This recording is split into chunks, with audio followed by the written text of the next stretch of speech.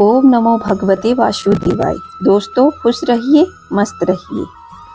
आज मैं आप लोगों के लिए श्रीमद् भागवत का दूसरा अध्याय, जिसमें भक्ति का दुख दूर करने के लिए नारद जी उन्हें उपाय बताते हैं, इसके बारे में वीडियो लेके आई हूँ।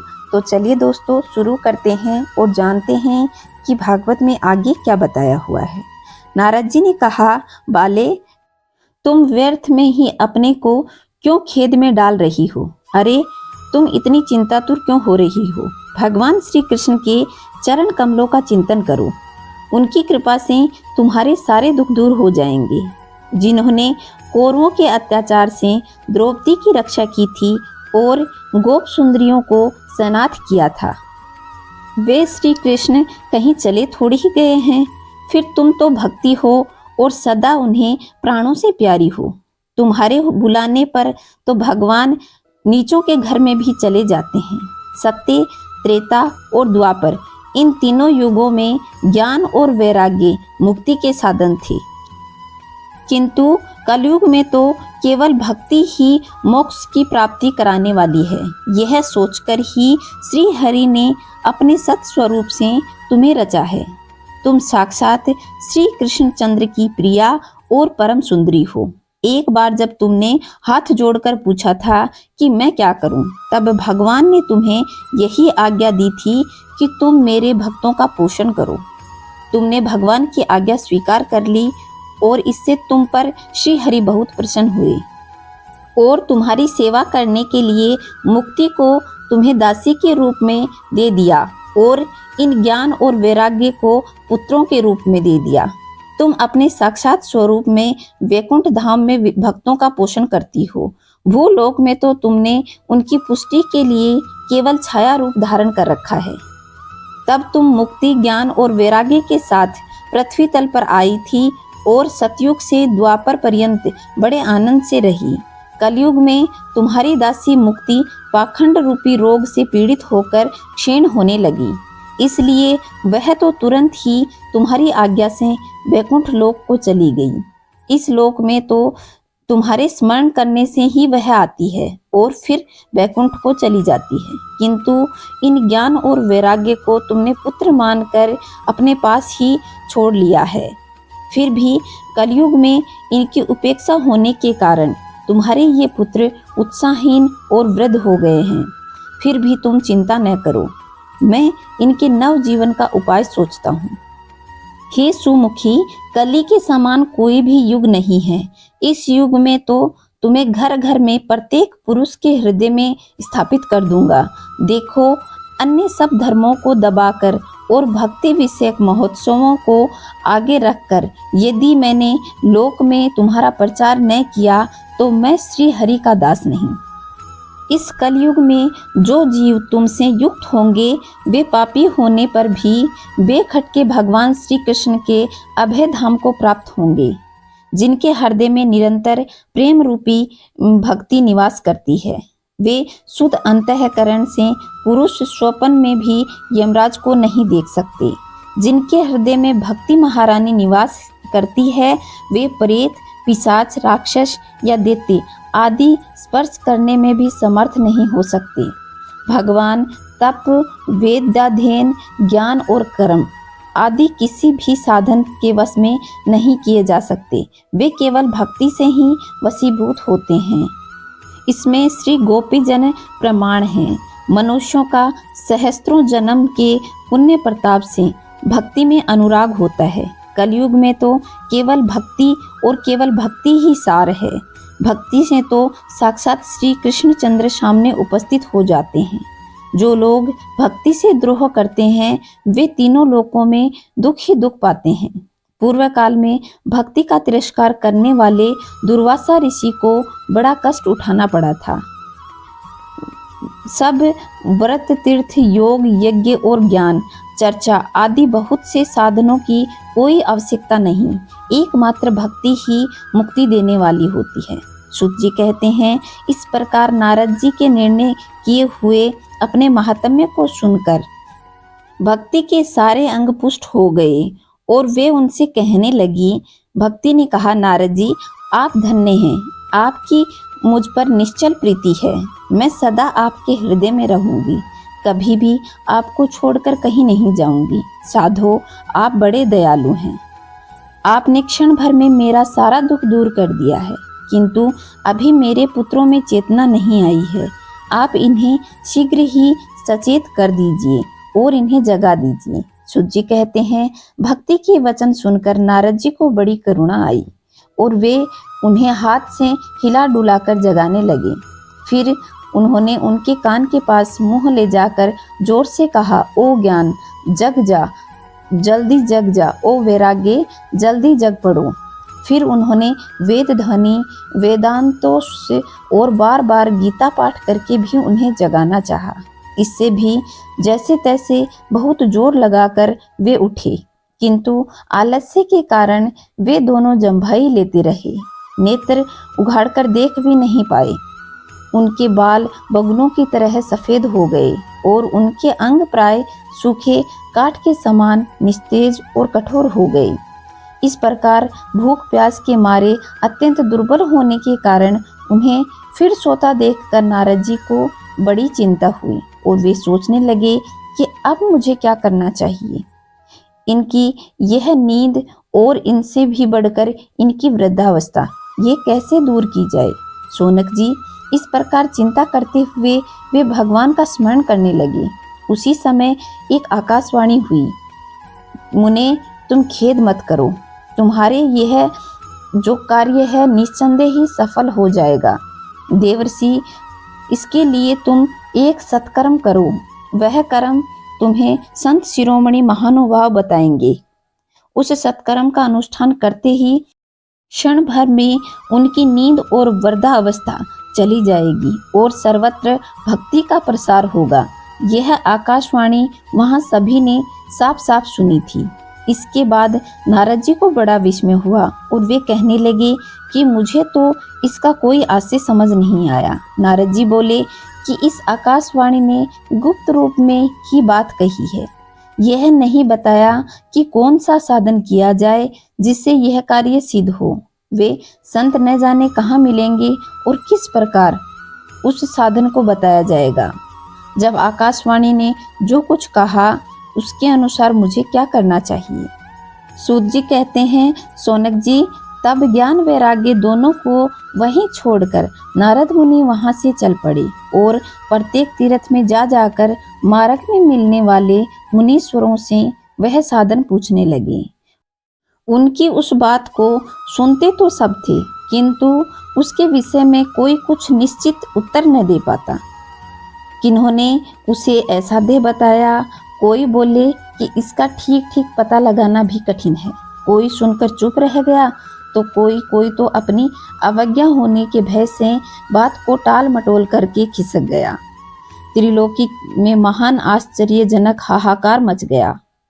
लोग आपस में कानाफूसी करने लगे। भाई, जब वेद ध्वनि, वेदांत घोष और बार बार गीता पाठ सुनने पर भी ज्ञान, भक्ति और वैराग्य ये तीनों नहीं जगाए जा सके, तब और कोई उपाय नहीं है। स्वयं योगीराज नारद भी जिसका ज्ञान नहीं है उसको दूसरे संसारी लोग कैसे बता सकते हैं। इस प्रकार जिन जिन ऋषियों से इसके विषय में पूछा गया, उन्होंने निर्णय कर यही कहा कि यह बात दुस्साध्य ही है। तब नारद जी बहुत चिंतातुर हुए और बद्रीवन में आए। ज्ञान वैराग्य को जगाने के लिए वहां उन्होंने यह निश्चय किया कि मैं तप करूंगा। उसी समय उन्हें अपने सामने करोड़ों सूर्यों के समान तेजस्वी सनकादि मुनीश्वर दिखाई दिए। उन्हें देखकर वे मुनिश्रेष्ठ कहने लगे। नारद जी ने कहा, महात्माओं, इस समय बड़े भाग्य से मेरा आप लोगों के साथ समागम हुआ है। आप मुझ पर कृपा करके शीघ्र ही वह साधन बताएं। आप सभी लोग बड़े ही योगी, बुद्धिमान और विद्वान हैं। आप देखने में 5-5 वर्ष के बालक जान पड़ते हैं, किंतु हैं पूर्वजों के भी पूर्वज। आप लोग सदा बैकुंठ धाम में निवास करते हैं, निरंतर हरि कीर्तन में तत्पर रहते हैं, भगवत वल्ली मर्ति का रसास्वादन कर सदा उसी में ही उत्तम रहते हैं और एकमात्र भगवत कथा ही आपका जीवन का आधार है। हरि शरणम, भगवान हमारे रक्षक हैं, यह वाक्य सर्वदा आपके मुख पर रहता है। इसी से प्रेरित होकर वृद्धावस्था भी आपको बाधा नहीं पहुंचाती। पूर्व काल में आपके भ्रूभृंग मात्र से भगवान विष्णु के द्वारपाल जय और विजय तुरंत पृथ्वी पर गिर गए थे और फिर आपकी ही कृपा से पुनः बैकुंठ लोक को पहुंच गए थे। धन्य है, इस समय आपका दर्शन बड़े ही सौभाग्य से हुआ है। मैं बहुत दीन हूँ और आप लोगों के स्वभाव से ही दयालु हूँ, इसलिए मुझ पर कृपा करके आप अवश्य बताइए कि आकाशवाणी ने जिसके विषय में कहा है वह कौन सा साधन है और मुझे इसका अनुष्ठान किस प्रकार करना चाहिए। आप इसका विस्तार से वर्णन कीजिए। भक्ति, ज्ञान और वैराग्य को किस प्रकार सुख मिल सकता है और किस तरह इनकी प्रेम पूर्वक सब वर्णों में प्रतिष्ठा की जा सकती है। सनकादि ने कहा, देवर्षि आप चिंता न करें, मन में प्रसन्न हो।